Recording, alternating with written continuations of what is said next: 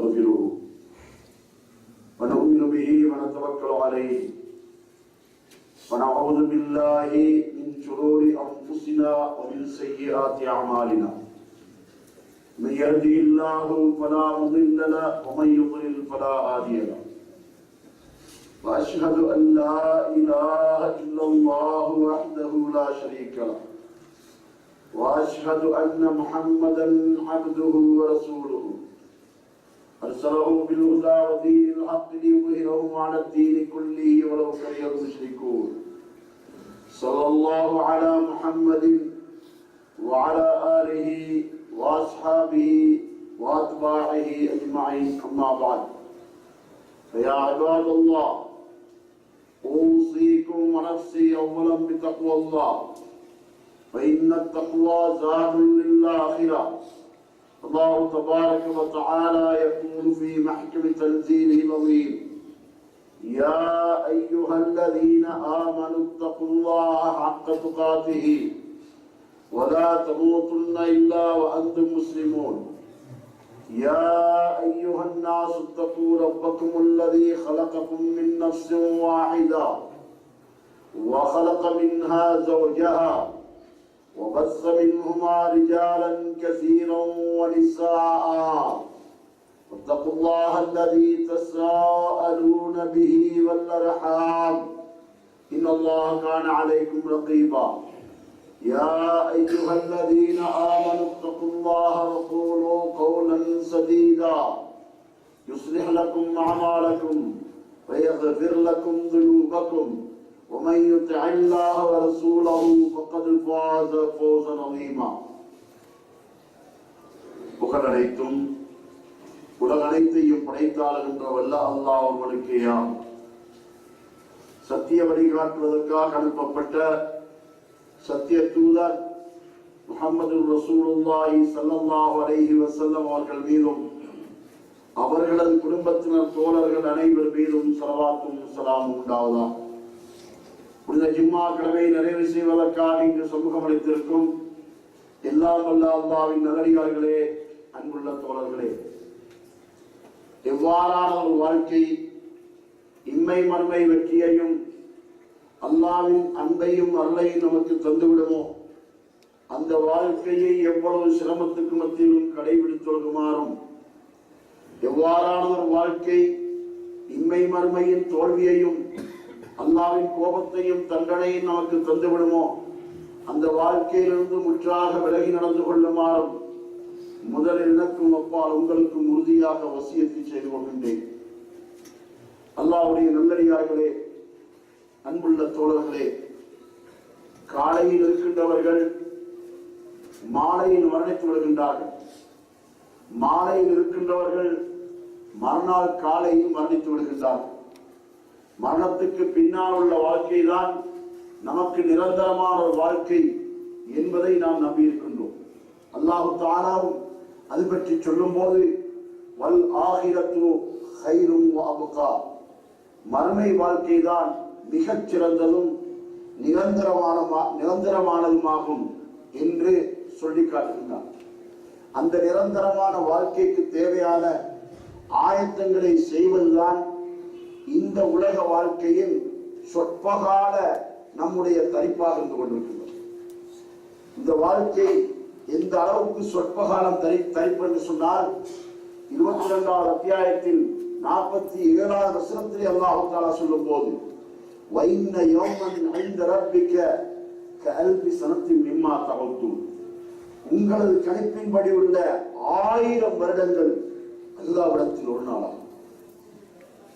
நாம் 1000 வருடம் என்று சொல்கிறோமே, அந்த 1000 வருடத்துக்கு எடுத்துக்கொள்ளக்கூடிய ஒரு நீண்ட காலம் இருக்கின்றதே, அந்த காலம்தான் அல்லாஹ்வுக்கு ஒரு நாளைக்கு எடுத்துக் கொள்ளக்கூடிய காலம்.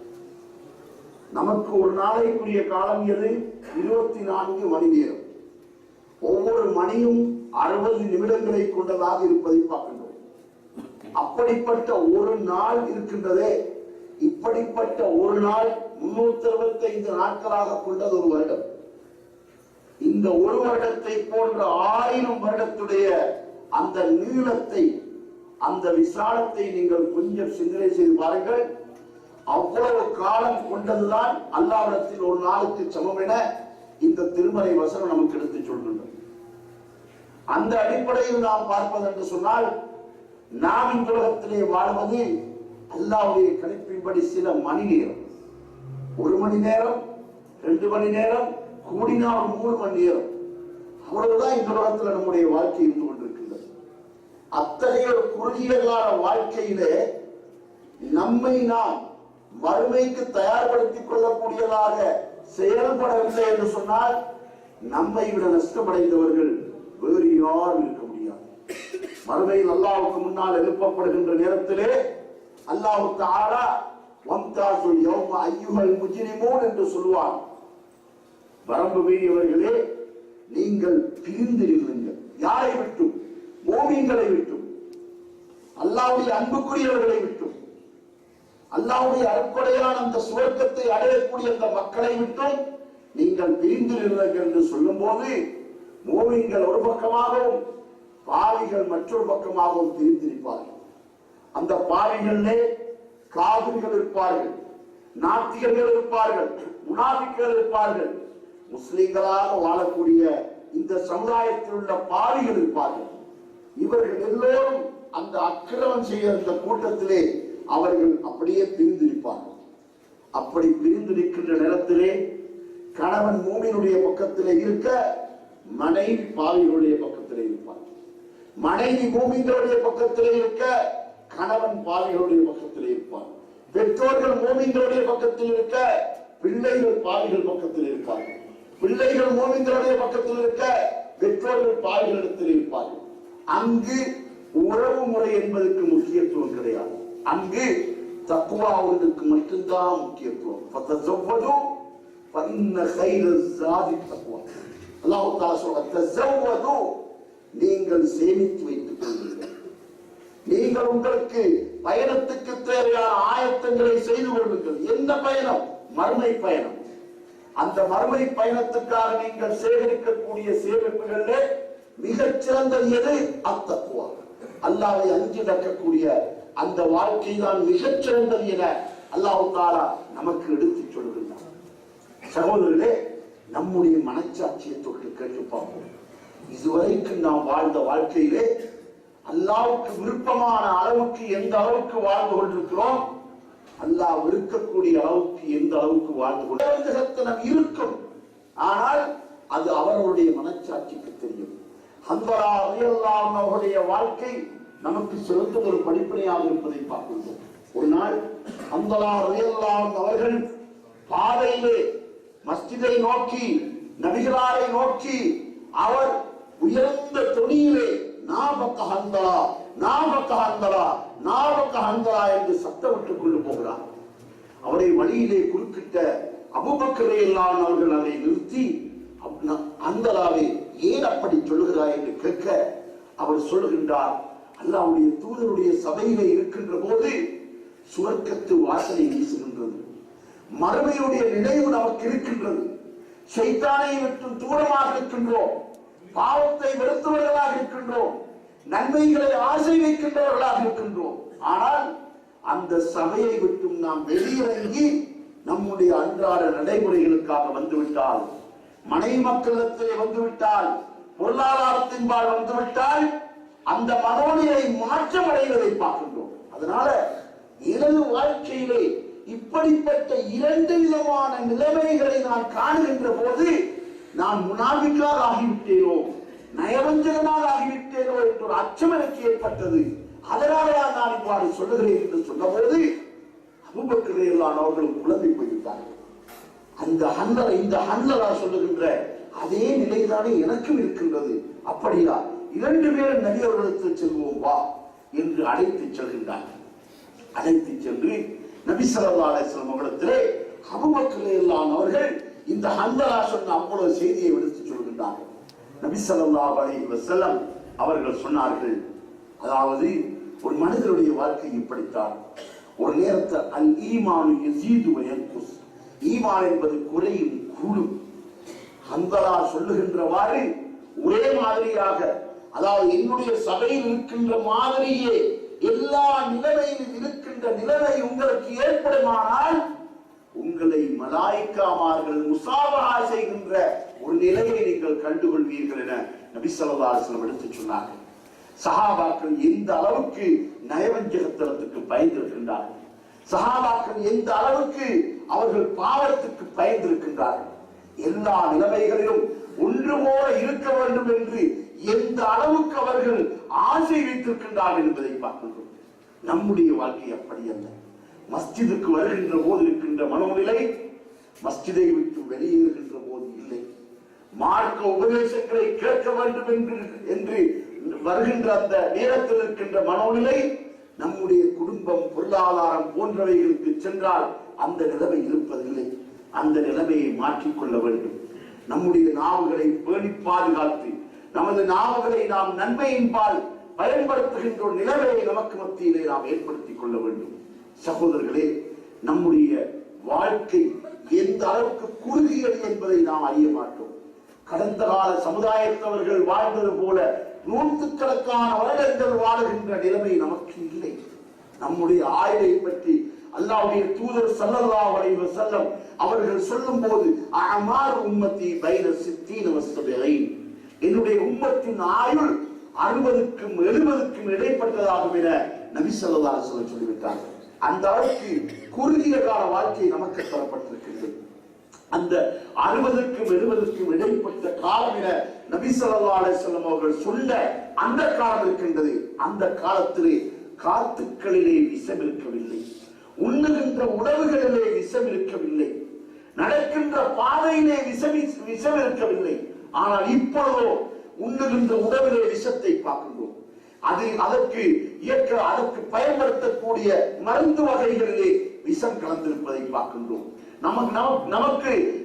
நம்முடைய முன்னால் வீசுகின்ற காத்துக்கள் இருக்கின்றனவே, அந்த காத்துக்களிலே எத்தனையோ ரசாயனங்கள் கலந்து வந்து அவை நம்மை தாக்குவதை பார்க்கின்றோம். இப்படியான ஒவ்வொரு நிலைமையிலும் இன்று மக்களுடைய ஆயுள் எந்த அளவுக்கு மாறி இருக்கின்றது என்றால் அல்லாஹ்வுடைய தூதர் சொன்ன காலத்தை விட ஒரு வித்தியாசமான ஆயுளை பார்க்கின்றோம். நன்றாக சுறுசுறுப்பாக இருக்கின்றான். திடீரென அவனுக்கு ஒரு காய்ச்சல் வருகின்றது. அவனை கொண்டு போய் டெஸ்ட் எடுத்து பார்க்கின்ற நேரத்திலே காய்ச்சல் குறையாமல் இருக்கின்ற போது அவனுக்கு சில பரிசோதனைகள் செய்து பார்க்கின்ற நேரத்திலே அவனுக்கு கேன்சர் என்று சொல்லப்படுகின்றது. ஒரு சில மாதங்கள் அவர் இருந்து போய்விடுகின்றார். இன்னும் சிலரை பார்க்கின்றோம், திடீரென அவர்கள் வயிற்று வலி என்று சொல்கின்றார்கள். அவர்களை கொண்டு போய் பரிசோதனை செய்து பார்க்கின்ற நேரத்திலே 2 கிட்னிகளும் ஃபெயிலியர் ஆகிவிடுகின்றது. 40 வயது, 38 வயது, 44 வயது, இப்படிப்பட்ட சின்ன சின்ன வயதுகளிலே மரணத்தை தருகின்ற ஒரு நிலைமையை நாம் இன்று பார்க்கக்கூடியதாக இருந்து கொண்டிருக்கின்றது. இது மாதிரியான நோய்களை சஹாபாக்களுடைய காலத்திலே அவர்கள் கண்டதில்லை. அப்படிப்பட்ட ஒரு காலத்திலே நாம் வாழ்ந்து கொண்டிருக்கின்றோம். அதனால நமது மௌத்து எந்த நேரத்தில், எந்த இடத்தில், எந்த அமைப்பில் என்பதை நாம் அறிய மாட்டோம். அல்லாஹ் தஆலா திருமறை குர்ஆன் 39வது அத்தியாயத்தில் 42வது வசனத்திலே ஒரு நீண்ட வசனத்திலே நமக்கு சொல்லி காட்டுகின்ற செய்தியை பாருங்கள். அல்லாஹ் யதவஃபல் அன்ஃபுஸ ஹீன மௌத்திஹா வல்லத்தி லம் தமுத் ஃபீ மனாமிஹா என்று தொடங்குகின்ற அந்த வசனத்திலே அல்லாஹ் தஆலா என்ன சொல்லுகிறான் தெரியுமா? நீங்கள் மரணிக்கின்ற போது உங்களது உயிரை நாமே கைப்பற்றுகிறோம். நீங்கள் மரணத்தை தழுவுகின்ற போது உங்களது உயிரை நாமே கைப்பற்றுகிறோம். நீங்கள் யாரெல்லாம் உறக்கத்துக்கு செல்கின்றீர்களோ அப்பொழுதும் உங்களது உயிரை நாம் கைப்பற்றுகிறோம். ஒரு புதுமையான விஷயத்தை எல்லாம் இங்கே சொல்லி காட்டுகின்றான். நாம உறங்குகின்ற நேரத்தில் நமது உயிர் நம்மிடத்தில் இல்லை. இந்த வசனத்திலே அல்லாஹ் என்ன சொல்கிறான்? நீங்கள் மரணிக்கின்ற போது எப்படி உங்களது உயிரை நாம் கைப்பற்றுகிறோமோ அதே போல உறக்கத்தில் இருக்கின்ற போதும் உயிர் உங்களிடத்தில் இல்லை, உயிரை நாம் கைப்பற்றிக் கொண்டிருக்கின்றோம். காலையிலே தூக்கத்தை விட்டும் யாரை எழுப்ப வேண்டும் என்று நாம் நாடுகின்றோமோ அவருடைய உயிரை அவருக்கு திருப்பி கொடுப்போம். அந்த தூக்கத்துடனே யாரை மௌத்தாக்க வேண்டும் என்று நாம் நாடுகின்றோமோ அவரை அந்த தூக்கத்திலிருந்து எழும்ப விடாமல் அப்படியே மரணிக்க செய்து விடுவோம் என்று அல்லாஹ் தஆலா இந்த வசனத்திலே சொல்லி காட்டுகின்றார். நாம் எத்தனை செய்திகள் கேள்விப்பட்டிருக்கின்றோம். தூக்கத்துக்கு சென்றார் காலையிலே விழிக்கவில்லை, தூக்கத்துக்கு சென்றார் காலையிலே மனைவி ஃபஜ்ர் தொழுகைக்காக எழுப்புகின்ற போது அவர் பேசுகிறார் இல்லை. அவரை வற்புறுத்தி எழுப்பி பார்த்தால் அவர் மூச்சற்றவராக மரணித்த நிலையில இருப்பதை பார்க்கின்றோம். டாக்டர் வந்து பரிசோதித்து பார்த்தால் இவர் சில மணி நேரங்களுக்கு முன்னாலேயே மௌத்தாகிவிட்டார் என்று டாக்டர் தீர்ப்பு சொல்கின்ற பலவிதமான மௌத்துகளை நாம் கேள்விப்பட்டிருக்கின்றோம். அல்லாஹ் தஆலா திருமறை குர்ஆனிலே சொல்கின்ற அந்த செய்தி நடைமுறையில இருப்பதை நாம் பார்க்கின்றோம். இந்த நிலைமை நம்மில் யாருக்கு ஏற்பட மாட்டாது? கொஞ்சம் சிந்தித்து பாருங்கள். இதோ நம்மில் யாருக்கு ஏற்பட மாட்டாது? கொஞ்சம் சிந்தித்து பாருங்கள். இதோ உள்ளே இருக்கின்ற மூச்சு இருக்கின்றது, அதை வெளியே விடுவது நிச்சயமா? உள்ளே இருக்கின்ற மூச்சை வெளியே விடுவதற்கு அல்லாஹ் நமக்கு உதவி செய்தால் தான் வெளியே வரும், இல்லை என்றால் வெளியே வர மாட்டார். தும்புகின்ற நேரத்தில் தும்பி முடிந்தவுடனே அல்ஹம்துலில்லாஹ் என்று ஏன் சொல்லுகிறோம் தெரியுமா? அல்ஹம்துலில்லாஹ் என்று சொல்வதற்கு ஒரு காரணம் இருக்கின்றது. தும்பின உடனே இந்த இருதயம் இயங்காமல் ஒரு நொடிப்பொழுது அப்படியே நிற்கிறது. அப்படி நின்று விட்டுத்தான் மீண்டும் அந்த உயிர் அந்த ஹார்ட்டுக்கு, அந்த இருதயத்துக்கு வருகின்றது. இதுதான் வைத்தியத்துறையிலே சொல்லப்படக்கூடிய உண்மையான விளக்கம். அப்படி அந்த நிலைமையிலே அவனுக்கு மீண்டும் மூச்சை அல்லாஹ் தஆலா கொடுப்பதற்காகத்தான் அல்ஹம்துலில்லாஹ் அல்லாஹ்வை புகழ்கின்றான். அல்லாஹ்வுக்கே எல்லா புகழும் என்று அவன் அல்லாஹ்வை புகழ்கின்றான். அதாவது மேலை நாட்டிலே வாழ்ந்த ஒரு டாக்டர், அவர் தும்புகின்ற நேரத்திலே முஸ்லிம்கள் சொல்லுகின்ற அல்ஹம்துலில்லாஹ் என்பதற்கான காரணம் என்ன என்பதை அவர் கண்டுபிடிக்கின்றார். அவர் முஸ்லிம் அல்ல, அவர் இஸ்லாத்துக்கு எதிராக வாழ்ந்த ஒரு மனிதன். அவர் தும்புகின்ற ஒரு மனிதன், அவரை ஒரு பரிசோதனைக்காக எடுத்து மயக்கிய நிலைமையில் இருந்த ஒரு மனிதன் தும்பினான். தும்புகின்ற நேரத்திலே அவர் பார்க்கின்றார், மெஷினை பார்க்கின்றார், இயந்திரத்தை பார்க்கின்றார், மூச்சு நிற்கிறது. மறுபடியும் கொஞ்ச நேரத்திலே மூச்சு வெளியே வருகிறது. அப்பொழுதுதான் அவர் சிந்திக்கிறார், முஸ்லிம்கள் அல்ஹம்துலில்லாஹ் என்று அல்லாஹ்வை புகழ்வதற்கு இதுதான் காரணம். ஏன்? மூச்சு நிற்கிறது. அந்த மூச்சை மீண்டும் அல்லாஹ் கொடுக்கிறான். அதனால்தான் முஸ்லிம்கள் அல்லாஹ்வை புகழ்கிறார்கள் என்று முடிவுக்கு வந்து அவன் தன்னுடைய நிலைமையை மாற்றி கலிமா முடித்து இஸ்லாத்தை ஏற்றுக்கொண்டார் என்ற ஒரு சம்பவத்தை அண்மையிலே நாம் கேள்விப்படுகின்றோம். இப்படியான அல்லாஹ்வுடைய கையிலே நம்முடைய உயிர் இருந்து கொண்டிருக்கின்றது. அவன் விரும்புகின்ற நேரத்திலே நம்முடைய உயிரை கைப்பற்றக்கூடியவனாக இருந்து கொண்டிருக்கின்றான். அதனால் தான் சொல்கின்றான், இரவு நித்திரைக்கு செல்கின்ற நேரத்திலே உங்கள் உயிரை நாம் கைப்பற்றுகிறோம். காலையில் எவருடைய உயிரை திருப்பிக் கொடுக்க வேண்டும் என்று நாடுகின்றோமோ அவருடைய உயிரை மட்டுமே திருப்பிக் கொடுக்கிறோம் என்று அல்லாஹ் தஆலா சொல்லி காட்டுகின்றானே சகோதரர்களே. அதனால ஒவ்வொரு நொடிப்பொழுதும் நாம் பாவத்தை வெறுத்தவர்களாக, பாவத்தை விட்டு தூரமானவர்களாக, சைத்தானை விட்டு தூரமானவர்களாக இருந்து கொண்டிருக்க வேண்டும். ஒவ்வொரு நொடிப்பொழுதும் அல்லாஹ்வுடைய எண்ணத்தோடு அவனை பற்றி சிந்தித்தவர்களாக, மௌத்தை பற்றி சிந்தித்தவர்களாக, கபருடைய வாழ்க்கையை பற்றி சிந்தித்தவர்களாக, மஹ்ஷர் மைதானத்துடைய விசாரணையை பற்றி உணர்ந்தவர்களாக, அல்லாஹ்வுடைய மறுமையின் தீர்ப்பிலே நாம் வெற்றி அடைய வேண்டும் என்று நாம் ஆசை வைத்தவர்களாக நாம் ஒவ்வொரு கணப்பொழுதையும் கழிப்பதற்கு முயற்சி செய்ய வேண்டும். வல்ல ரஹ்மான் நம் அனைவரையும் அத்தகைய நல்லவர்கள் கூட்டத்தில் ஆக்கிடுவானாக. வாஹிர் தஅவானா அல்ஹம்துலில்லாஹி ரப்பில் ஆலமீன்.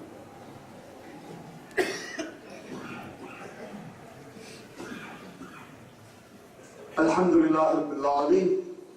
வஸ்ஸலாத்து வஸ்ஸலாமு அலா முஹம்மதின் ஸல்லல்லாஹு அலைஹி வஸல்லம் வ அலா ஆலிஹி வ ஸஹ்பிஹி அஜ்மஈன். அம்மா பஅத். யா அய்யுஹல்லதீன ஆமனு தக்குல்லாஹ ஹக்க துகாத்திஹி வ லா தமூத்துன்ன இல்லா வ அன்தும் முஸ்லிமூன். அல்லாஹ்வுடைய நல்லடியார்களே, அன்புள்ள தோழர்களே, அல்லாஹ் தஆலா நம்மை அவனுக்கு நெருக்கமானவர்களாக இருக்க வேண்டும் என்று எதிர்பார்க்கின்றான். நாம் அவனுக்கு மிக நெருக்கமாக இருப்பதன் மூலமாக நாம் நன்மையின்பால் அதிகம் நெருங்கியவர்களாக இருக்க போகின்றோம். ஷைத்தானை விட்டு வெகு தூரமானவர்களாக இருக்க போகின்றோம். அதனால்தான் ரசூலுல்லாஹி ஸல்லல்லாஹு அலைஹி வஸல்லம் அவர்கள் தன்னை அல்லாஹ்வுக்கு மிக நெருக்கமானவர்களாக ஆக்கிக் கொண்டார்கள். இரவு நேரத்திலே அவர்கள் தூக்கத்தின் ஒரு பகுதியை பொருந்து விடுவார்கள். அவர்கள் நிம்மதியாக உறங்கக்கூடிய அந்த நேரத்திலே இரவிலே அவர்கள் அல்லாஹ்வை வணங்குவதற்கென்று ஒரு பகுதி நேரத்தை ஒதுக்குவார்கள். அப்படி ஒதுக்கி அந்த நேரத்திலே அவர்கள் வணக்கத்திலே ஈடுபடக்கூடியவர்களாக இருந்தார்கள். அவர்கள் ஒரு சமுதாய அல்லாஹ்வுடைய தூதராக மாத்திரம் இருக்கவில்லை, ஒரு சமுதாயத்தின் தலைவராக இருந்தார்கள், ஒரு அரசியல் தலைவராக இருந்தார்கள், ஒரு ஜனாதிபதியுடைய அந்தஸ்திலே இருந்தார்கள். அது மாத்திரமல்ல, போர்க்களத்துக்கு சென்றால் அவர்கள் தான் தளபதியாக இருந்தார்கள். இன்று நாம் பார்க்கின்றோம், அதாவது ஒரு அரசனாக இருக்கின்றவர் போர்க்களத்துக்கு செல்ல மாட்டார். அவர் உத்தரவிடுவார், ராணுவம் அங்கே யுத்தம் செய்யக்கூடியதாக இருந்து கொண்டிருக்கும். ஒரு அரசனாக இருக்கின்றவர் மிம்பரிலே ஏறி மக்களுக்கு உபதேசம் செய்ய மாட்டார். அவர் உபதேசம் செய்யக்கூடியவர்களை நியமித்து அந்த பணியை செய்வதற்கு அவர் நியமித்துக் கொண்டிருப்பார். ஒரு அரசனாக இருக்கின்றவர் இரவிலே விடிய விடிய வணங்கக்கூடியவராக இருக்க மாட்டார். அவர் இந்த உலகத்தில் எந்த அளவுக்கு உச்சகட்டமாக இருக்கக்கூடிய இன்பங்கள் இருக்கின்றனவோ அவைகளெல்லாம் அடையக்கூடியவராக இருப்பார். ஆனால் அல்லாஹ்வுடைய தூதர் இத்தனை அந்தஸ்துக்களை அடைந்திருந்து கூட அவர்கள் எந்த நிலைமையில் இருந்தார்கள் தெரியுமா? இரவிலே அவர்கள் நீண்ட நேரம் அவர்கள் தொழுகையிலே ஈடுபடுவார்கள். அப்துல்லா இப்னு அப்பாஸ் ரலியல்லாஹு அன்ஹு அவர்கள் சொல்லக்கூடிய ஒரு செய்தியை பாருங்கள். ஒரு நாள் நபி அவர்களோடு தான் இரவு தொழுகையிலே ஈடுபட வேண்டும் என்று ஆர்வம் அடைந்தவர்களாக அவர் இப்னு அப்பாஸ் ரலியல்லாஹு அன்ஹுடைய சாட்சி முறையான மைமுனா ரலியல்லாஹு அன்ஹா அவருடைய வீட்டிலே நபி அவர்கள் தங்குகின்ற நாளை எதிர்பார்த்திருந்தார்கள். நபி அவருடைய மனைவிகளில் ஒரு மனைவி இப்னு அப்பாஸ் ரலியல்லாஹு அன்ஹுடைய தாயுடைய உடன்பிறந்த சகோதரி. அந்த வீட்டுக்கு சென்று உடன்பதற்கு எதிர்பார்த்துக் கொண்டிருந்தார். அந்த முறை வந்த உடனே அந்த வீட்டுக்கு செல்கின்றார். நபி ஸல்லல்லாஹு அலைஹி வஸல்லம் அவர்கள் சாட்சி வீட்டுக்கு மகன் வந்திருக்கிறார் என்ற அந்த சிந்தனையோடு நபி அவர்கள் உறக்கத்துக்கு சென்றார்கள். இவர் தன்னோடு இரவிலே தொழுவதற்காக வந்தார் என்பது நபி அவர்களுக்கு தெரியாது. நபி அவர்கள் வழக்கமாக எழும்புவது போல அவர்கள் என்கிறார்கள். இப்னு அப்பாஸ் ரலியல்லாஹு அன்ஹு அவர்கள் விழித்து விட்டார்கள். நபி அவர்கள் உது செய்து கொண்டு வந்து அவர்கள் தக்பீர் கட்டிவிட்டார்கள், தொழுகையை தொடங்கி விட்டார்கள், சூரத்துல் ஃபாத்திஹாவை தொடங்கி விட்டார்கள். இப்னு அப்பாஸ் ரலியல்லாஹு அன்ஹு அவர்கள் உது செய்து கொண்டு வருகின்ற போது நபி அவர்கள் தொழுகையை தொடங்கி விட்டார்கள், சூரத்துல் ஃபாத்திஹாவை ஓதிக்கொண்டிருக்கின்றார்கள். அந்த நேரத்தில் இப்னு அப்பாஸ் ரலியல்லாஹு அன்ஹு அவர்கள் நபிகளாருக்கு பக்கத்திலே போய் நிற்கிறார்கள். இப்னு அப்பாஸ் ரலியல்லாஹு அன்ஹு அவர்கள் எந்த அளவுக்கு சின்ன பிள்ளை என்று சொன்னால் தொழுகையுடைய சட்டத்திட்டங்கள் கூட பூரணமாக தெரிய முடியாத அளவுக்கு இருக்கின்ற வயதிலே ஒரு சின்ன பிள்ளையாக இருந்தார். சுமார் ஒரு 8 வயது 9 வயது கிடப்பட்ட ஒரு சின்ன வயசு பிள்ளை. அவர் நபி அவருடைய இடது பக்கத்தில் வந்திருந்தார். ஒரு இமாம் தொழுவிக்கின்ற போது அவரோடு ஒரே ஒரு மாமூம் இருந்தால் அவர் வலது பக்கம் தான் இருக்க வேண்டும் என்பது சட்டம். நபி ஸல்லல்லாஹு அலைஹி வஸல்லம் அவர்கள் தமது வலது கையை முதுகுக்கு பின்னால போட்டு அவரை சேட்டை பிடிச்சு இழுத்து வலது பக்கத்தில் வைத்துக் கொண்டிருந்தார்கள். சூரத்துல் ஃபாத்திஹா முடிந்த உடனே சூரத்துல் பக்ராவை தொடங்கினார்கள். சூரத்துல் பக்ராவை நபி அவர்கள் ஓதிக்கொண்டு வருகின்ற போது இப்னு அப்பாஸ் ரலியல்லாஹு அன்ஹு அவர்கள் அந்த ரிவாயத்திலே சொல்லுகின்றார்கள், 100 வசனத்தோடு நபி அவர்கள் ருக்குவுக்கு செல்வார்கள் என்று எதிர்பார்த்தேன். ஆனால் 100 வசனத்தை தாண்டினார்கள், ருக்குவுக்கு செல்லவில்லை. சூரத்துல் பக்ரா முடிய போகின்றது. இந்த சூரா முடிந்த உடனே ருக்குவுக்கு செல்வார்கள் எதிர்பார்த்தேன். ஆனால் அந்த சூரா முடிந்த உடனே எதிர்பார்த்தேன், ஆனால் ருக்குவுக்கு செல்லவில்லை. 5வது அத்தியாயம் மாயிதாவை தொடங்கினார்கள். மாயிதா முடிந்த உடனே ருக்குவுக்கு சென்றார்கள். ருக்குவும் நீண்ட நேரமாக இருந்தது. நிலைக்கு வந்தார்கள், அந்த நிலையும் நீண்ட நேரமாக இருந்தது. மீண்டும் சுஜூதுக்கு சென்றார்கள், அந்த சுஜூது நீண்ட நேரமாக இருந்தது. அந்த சுஜூதிலிருந்து நடுவிருப்புக்கு வந்தார்கள், மீண்டும் அடுத்த சுஜூதுக்கு சென்றார்கள், அந்த சுஜூது நீண்ட நேரமாக இருந்தது. அந்த சுஜூதுக்கு பின்னால் நிலைக்கு வந்து சூரத்துல் ஃபாத்திஹா முடிந்ததற்கு பின்னால 4வது அத்தியாயம் நிசாயை தொடங்கினார்கள். அது முடிந்ததும் 6வது அத்தியாயம் அன்னாமை தொடங்கினார்கள்.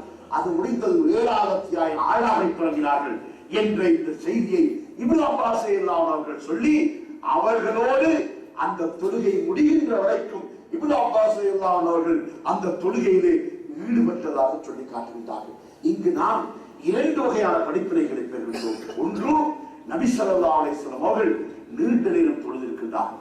அந்த தொழுகையை அவர்கள் ஓதிய அந்த சூறாவை நீங்கள் குர்ஆனை கொஞ்சம் பிரட்டி பாருங்கள். 3 ஒரு பகுதி. இந்த 7 சூறாக்களும் 3 ஒரு பகுதியை விட கொஞ்சம் தான் குறைவு. சுமார் 9.25 ஜுஸு.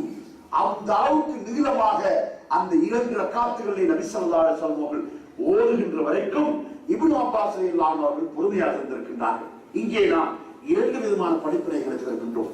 ஒரு படிப்பினை என்ன? அல்லாஹ்வுடைய தூதர் அவர்கள் ஒரு சமுதாயத்தின் தலைவராக அல்லாஹ்வுடைய நபியாக மாத்திரம் இருந்ததல்ல, அல்லாஹ்வுக்கு மிக நெருக்கமாக தான் இருக்க வேண்டும் என்பதற்காக இபாதத்திலே இந்த அளவுக்கு அவர்கள் ஆர்வமாக ஈடுபட்டிருக்கின்றார்கள். குர்ஆனை நீண்ட நேரம் ஓதி தொழக்கூடியவர்களாக, நீண்ட ருக்குகளை நீண்ட சுஜூதுகள் செய்து தொழக்கூடியவர்களாக அவர்கள் இரவு நேரத்தை கழித்திருக்கின்றார்கள். அது ஒரு படிப்பினை நமக்கு.